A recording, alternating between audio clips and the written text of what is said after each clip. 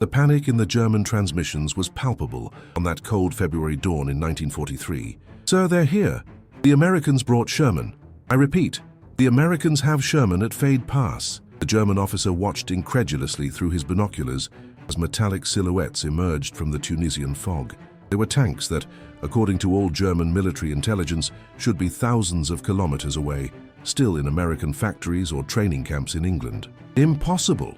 exclaimed the command. "The Americans don't have the capacity to transport such machines across the Mediterranean." Confirmed their identification. The German officer swallowed hard, adjusting his binoculars again as he watched intently. Confirmed.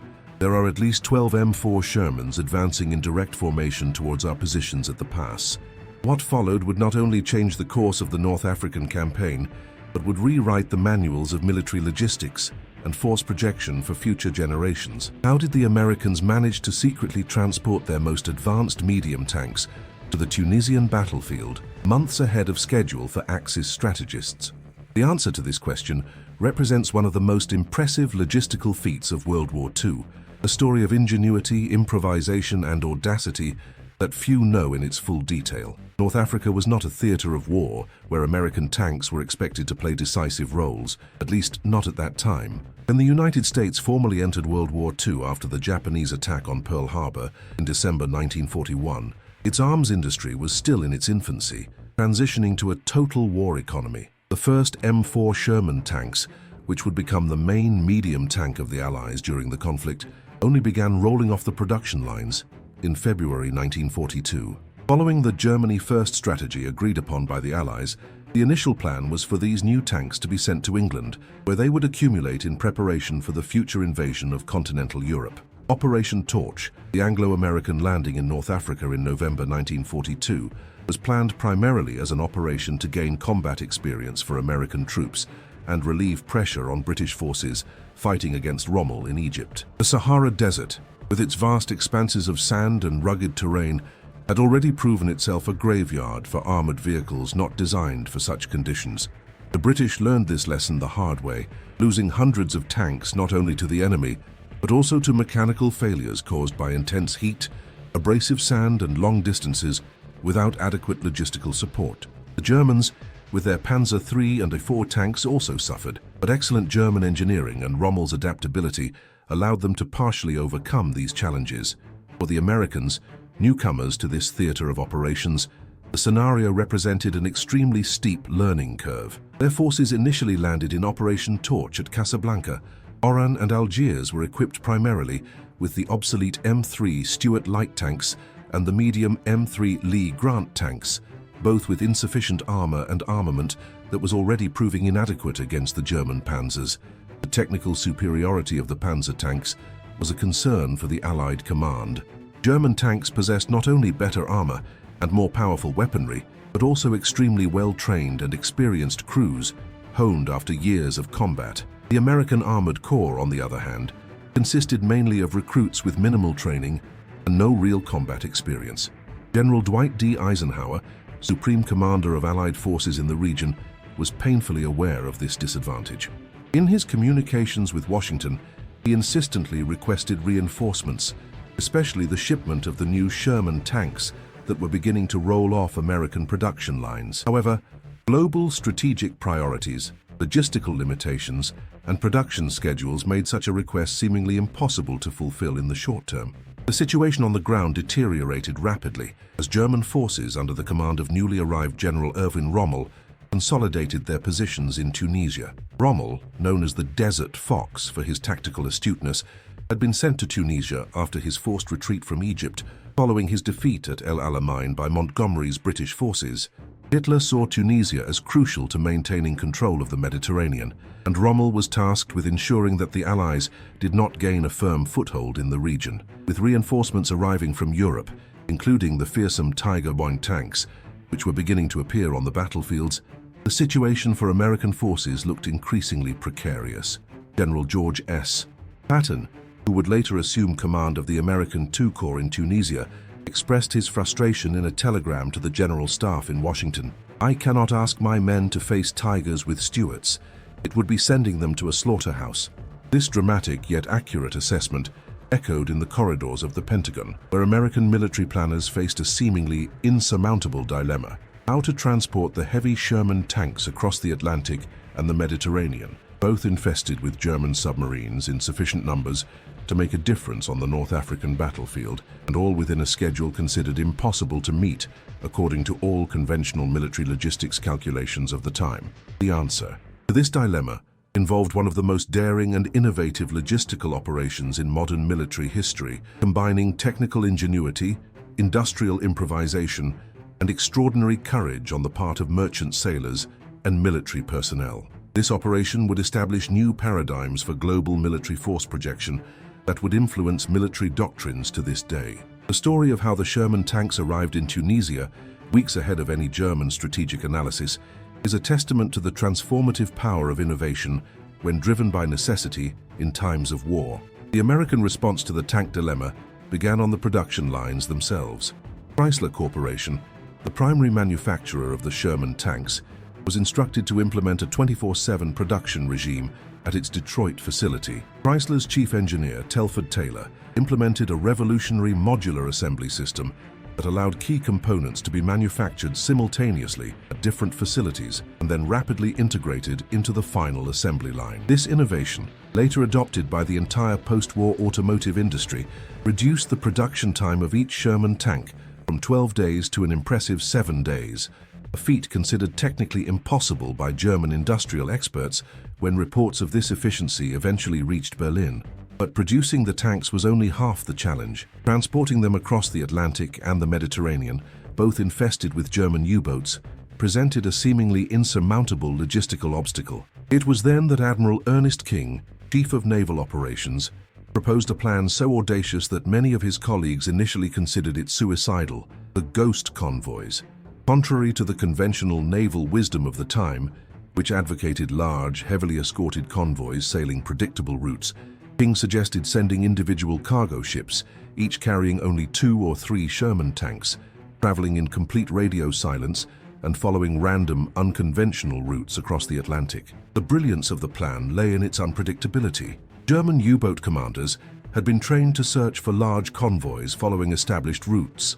A single freighter, sailing at full speed on a seemingly random course, represented not only an extremely difficult target for German submarines to detect, but also one of relatively low strategic value compared to a large convoy of ships heavily laden with essential military supplies. German naval intelligence, focused on tracking the movements of large ship formations, simply lacked the resources to monitor every solitary merchant vessel crossing the vast Atlantic. To further increase the chances of success, the ships received special modifications, including experimental anti-reflective paints that made them more difficult to detect visually, and acoustic masking devices that reduced their sound signature to submarine hydrophones. While the first ghost ships began their perilous journey across the Atlantic, another team of engineers at Norfolk Naval Base worked tirelessly on another crucial innovation: an improvised landing system that would allow merchant ships to unload the heavy Sherman tanks directly onto the beaches of North Africa,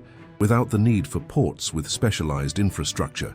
Led by Commander Philip Bucklew, later known as the father of the Navy SEALs, this group developed a modular floating ramp that could be quickly assembled and disassembled, allowing the Shermans to be landed directly on the beach in a matter of minutes. This system, a direct predecessor to the famous landing barges used on D-Day, allowed merchant ships to approach unmonitored sections of the North African coast, unload their precious cargo, and disappear before German reconnaissance aircraft could detect their presence. To coordinate this complex logistical operation, Top Secret Command Center was established in Gibraltar, codenamed Omega Station. Led by Colonel Oscar Koch, later General Patton's Chief of Intelligence, this center used early IBM electromechanical computers to track and coordinate the movements of each ghost ship, constantly adjusting their routes based on the latest intelligence on the positions of German U-boats. The station also coordinated land reception operations, small elite teams composed of specialized engineers and mechanics who secretly infiltrated designated beaches days before the ship's expected arrival, preparing the ground for the rapid landing and final assembly of the tanks.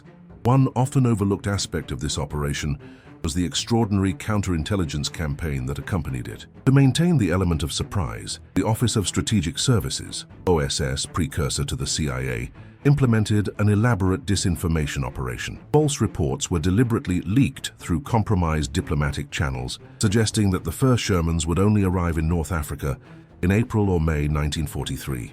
Simultaneously, photographs of Sherman tanks still in the assembly stages in depots in England were fabricated and widely disseminated, when in fact these images showed scale models or obsolete tanks cleverly camouflaged to appear as Shermans from a distance.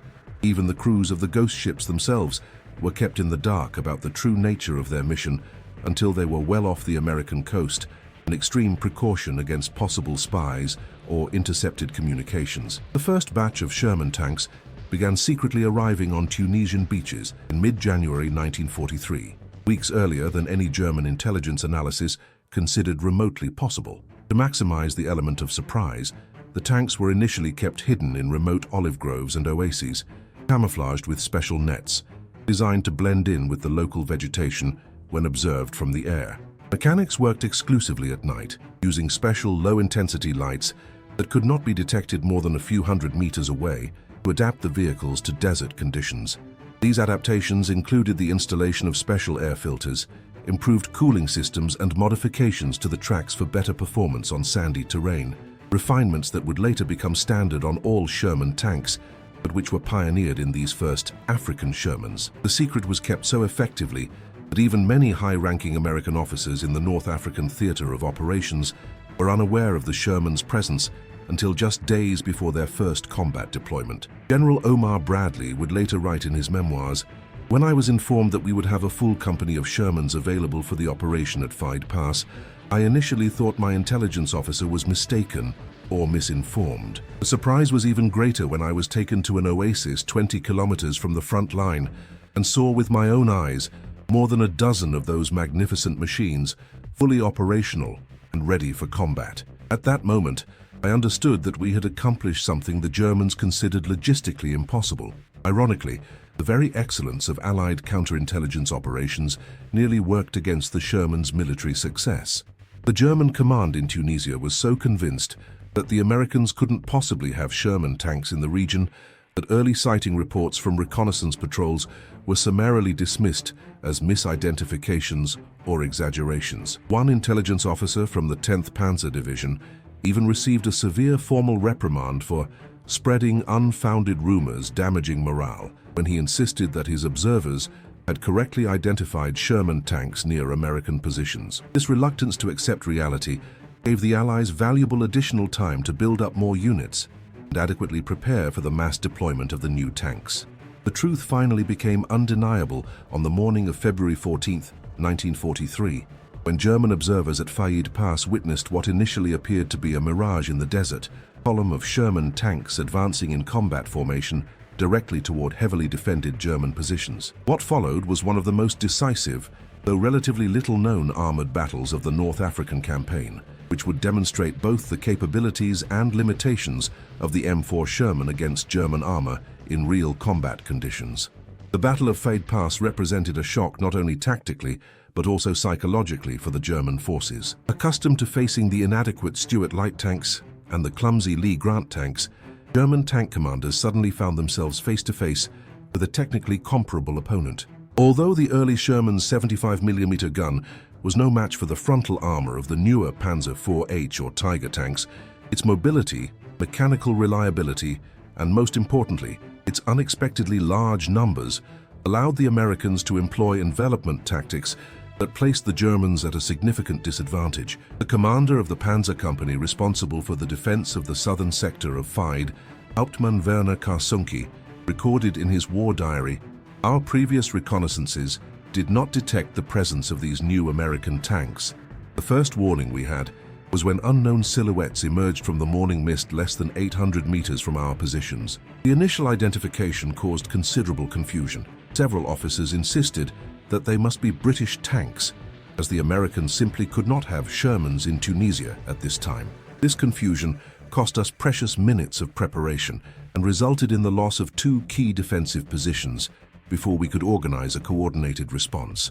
The impact of the Sherman tanks on the battle was profound, though not for the reasons many historians would later assume. It wasn't the technical superiority of the American tanks that caused the surprise, In fact, in direct tank-to-tank duels, the Panzer IV and Tiger maintained a clear advantage in terms of armor and firepower. It was instead the psychological shock of facing an enemy that had overcome seemingly insurmountable logistical obstacles, combined with the sudden need to readjust tactics and combat doctrines developed to confront the previously inferior Allied armored vehicles. A crucial factor, often overlooked in later analyses of the battle, was the unexpected adaptability of the American crews. Contrary to German expectations that inexperienced crews would be easily subdued by blitzkrieg veterans, American tank crews demonstrated an exceptionally steep learning curve. This was due in part to a little-known element of the Sherman program. Many of the early crews had received secret specialized training at Fort Knox in makeshift tank simulators built specifically to replicate combat conditions in the North African desert. These simulators, direct ancestors of modern virtual training systems, allowed crews to accumulate hundreds of hours of simulated combat experience before even setting foot on the African continent. The battle itself, which lasted approximately 6 hours, resulted in a tactical draw. The Americans failed to break through the German defenses, but forced a retreat and captured positions that threatened the entire German defensive line in the sector. More importantly, there was a strategic impact. Rommel was forced to redeploy elite panzer units from other sectors to contain this new threat. This redeployment created vulnerabilities that would be exploited in the decisive Battle of Kasserine Pass. In the days following the first encounter, German intelligence worked frantically to determine how the Americans had accomplished the seemingly impossible. An urgent report sent to the High Command in Berlin illustrates the level of perplexity. Preliminary analysis suggests that the enemy managed to transport at least a full company of M4 Sherman tanks to the North African theater, completely bypassing our submarine and air surveillance networks. This development represents a critical failure of our intelligence and a significantly superior enemy logistical capability to our previous estimates. Urgent reassessment of all projections related to American capabilities to reinforce other theaters of operation is recommended. The logistical innovation that enabled the surprising arrival of the Sherman tanks in Tunisia had implications that far transcended the North African campaign. The methods developed for this operation fundamentally revolutionized how modern armies approach the challenge of projecting armored power across vast oceanic distances. The ghost ship system, initially a desperate measure, would evolve into the sophisticated NATO naval transport protocols during the Cold War. The improvised landing systems developed to get the Sherman tanks onto Tunisian beaches were directly refined and expanded for large-scale amphibious operations in Normandy, Iwo Jima, and countless other contested beaches. Perhaps even more significant was the psychological and doctrinal impact of this operation on German military thinking. American success in overcoming a logistical challenge considered impossible by German planners provoked a crisis of confidence in the German High Command. General Alfred Jodl, Chief of Operations of the High Command of the German Armed Forces, OKW, admitted at a staff conference in March 1943, "We have seriously underestimated American industrial and logistical capabilities. If they can get modern tanks into Tunisia months sooner than we thought possible, what other surprises can we expect? We must fundamentally reconsider our assumptions about American timetables for operations in other theaters." This reassessment directly contributed to the German decision to significantly strengthen coastal defenses in France and the Balkans much earlier than initially planned, diverting crucially needed resources from the Eastern Front. For the American tank crews themselves, the experience at Feid Pass and in subsequent battles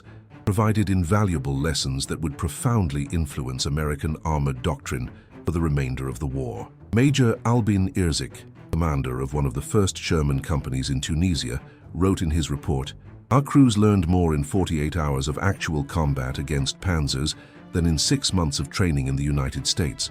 The main lesson: our tanks are faster and more mechanically reliable, but their guns are inadequate against the frontal armor of the Panzer IVs and totally ineffective against the Tigers. Victory can only be achieved through numerical superiority and flanking maneuvers."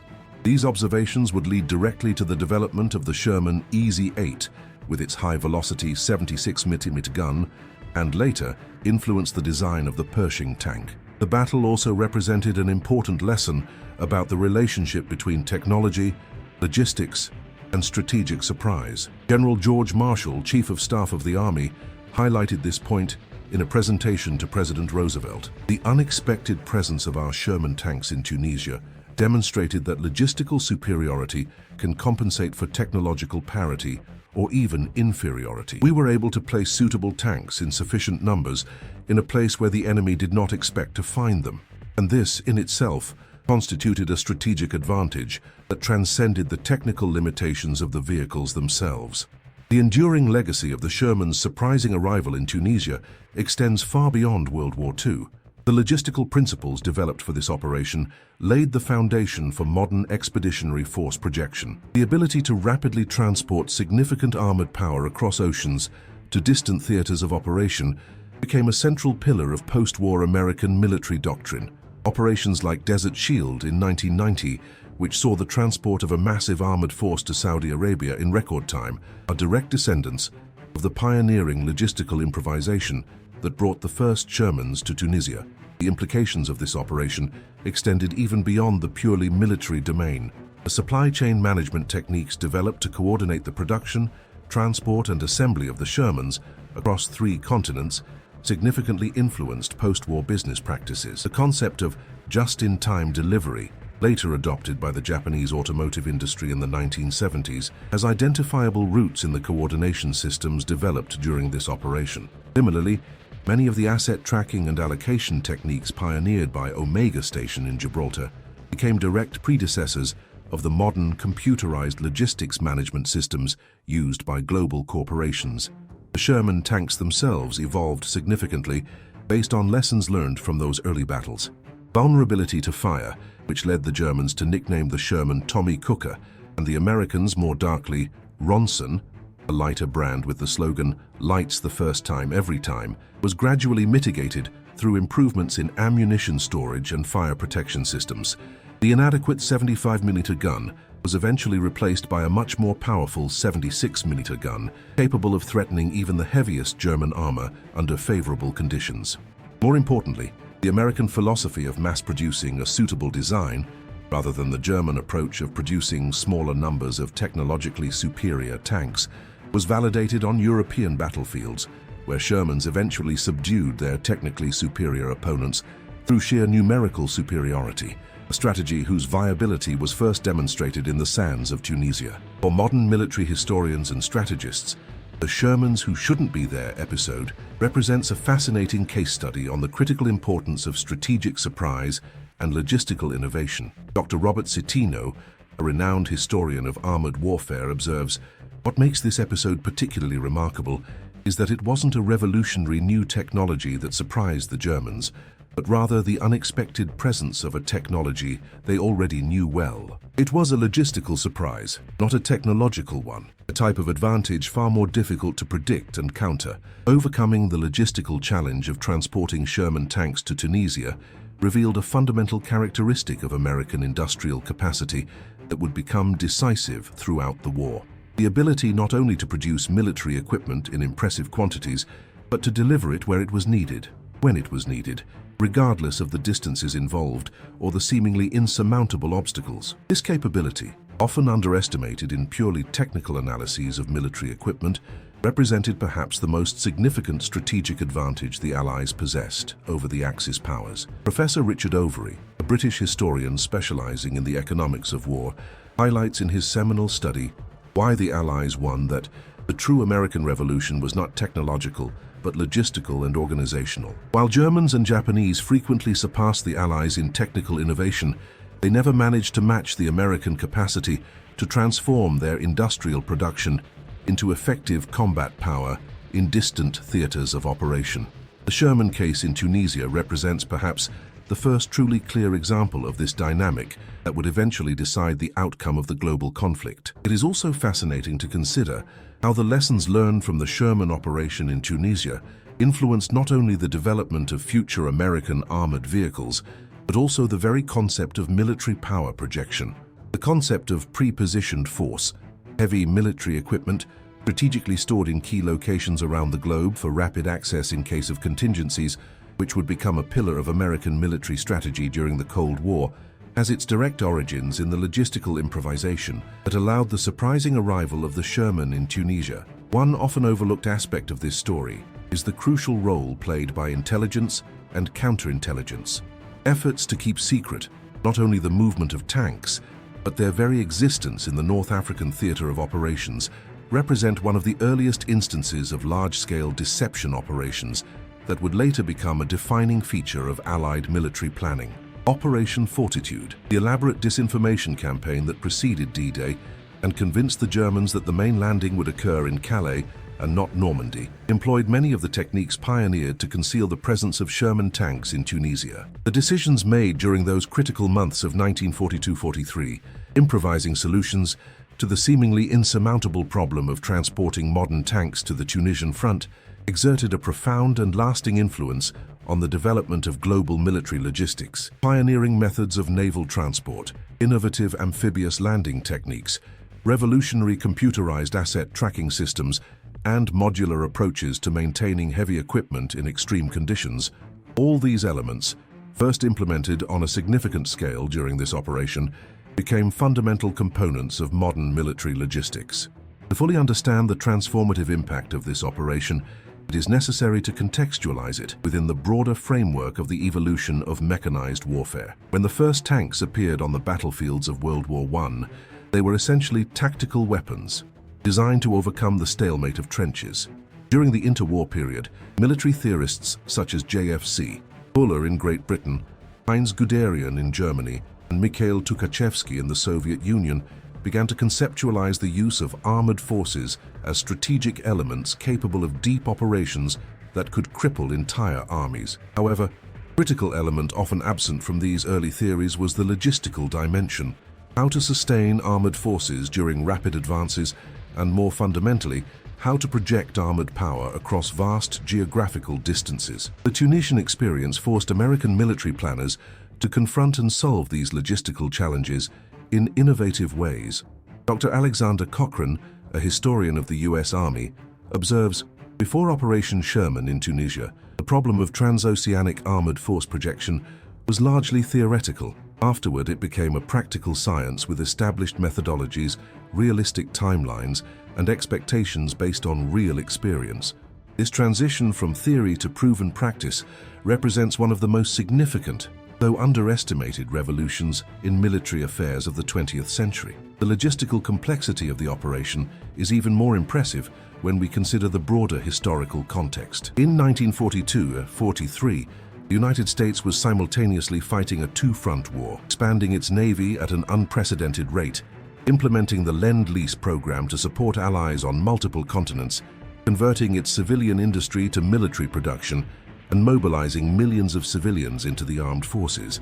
That amidst these conflicting demands for scarce resources, the American military managed to conceive and execute a logistical operation as complex as the secret transport of Sherman tanks to Tunisia is a testament not only to technical ingenuity, but also to the incredible organizational capacity that would become the hallmark of the American war effort. A fascinating element of this story, often overlooked in conventional accounts, is the critical role played by the private sector. The merchant ships adapted to carry the Shermans were, for the most part, operated by civilian crews, merchant sailors, who voluntarily bore some of the highest casualty rates of the entire war. Similarly, many of the technical innovations that made the operation possible came not from military laboratories, but from private companies working closely with military planners.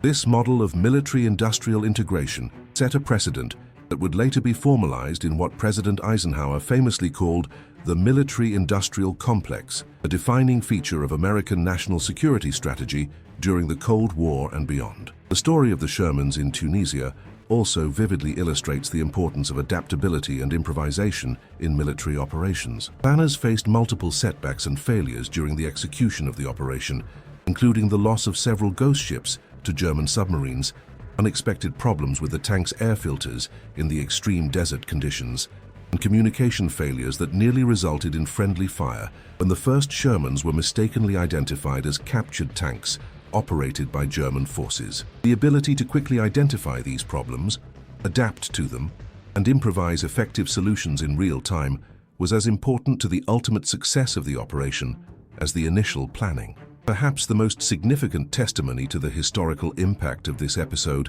comes from Erwin Rommel himself, In his memoirs, The Desert Fox reflected the appearance of the American Shermans in Tunisia in February 1943 should have been a wake-up call for the High Command. If the Americans could overcome logistical challenges of such magnitude, what would they be capable of achieving with more time and resources? This failure to understand the nature of the American challenge cost us the war. Rommel's insight in this observation is remarkable, particularly considering that he wrote these words before the full scale of American force projection manifested itself on the beaches of Normandy and in the subsequent campaigns across Western Europe. As an experienced field commander, Rommel understood what many high-ranking strategists in Berlin failed to grasp, that modern warfare, especially on a global scale, was fundamentally a competition of logistical systems as much as of weaponry or tactics. The appearance of the Shermans in Tunisia was the first clear indicator of American superiority in this crucial dimension. The lesson was not lost on post-war military strategists. General Matthew Ridgway, who would later command United Nations forces in the Korean War, frequently cited the Sherman episode in Tunisia in his lectures at the Army War College as a classic example of how strategic surprise can be achieved not only through new technologies or tactics, but through logistical innovation. The Germans knew the Americans had Sherman tanks, he explained, but they believed they knew precisely where these tanks were, and more importantly, where they couldn't be. This certainty, this fundamental premise that informed all their operational planning, was completely shattered when the first Shermans appeared at Feyd Pass. Suddenly, all their assumptions about American capabilities had to be reassessed. This reassessment had profound consequences for German military planning. Albert Speer, Reich Minister of Armaments and War Production, noted in his post-war memoirs that reports of the Sherman's surprise arrival in Tunisia provoked a crisis of confidence among German industrial planners. Until that moment, we operated under the comfortable assumption that logistical constraints provided a predictable timetable for the arrival of American equipment in the various theaters of operation. The premature appearance of the Shermans in North Africa forced us to abandon this fundamental premise, introducing an element of uncertainty into all our subsequent calculations. This uncertainty had concrete effects on strategic decisions.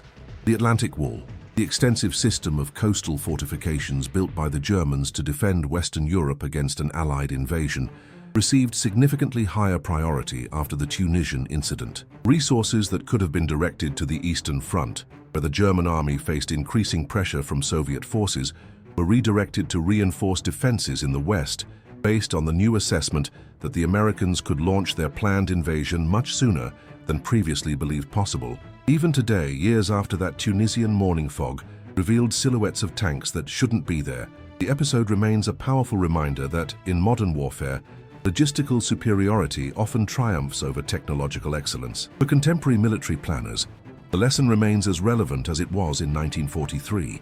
The ability to deliver adequate fighting force to the right place at the right time, and when the adversary least expects it, often determines the outcome of campaigns, and by extension, entire wars. On a deeper level, the Sherman story in Tunisia reminds us that war, despite all its technology and meticulous planning, remains fundamentally a human endeavor, where ingenuity, adaptability, and determination can overcome seemingly insurmountable obstacles. The sailors who navigated the ghost ships through submarine-infested waters, the engineers who devised innovative landing systems, the mechanics who adapted the tanks to desert conditions, and the crews who operated them against a technically superior enemy, all exemplify the power of human ingenuity when confronted with extraordinary challenges.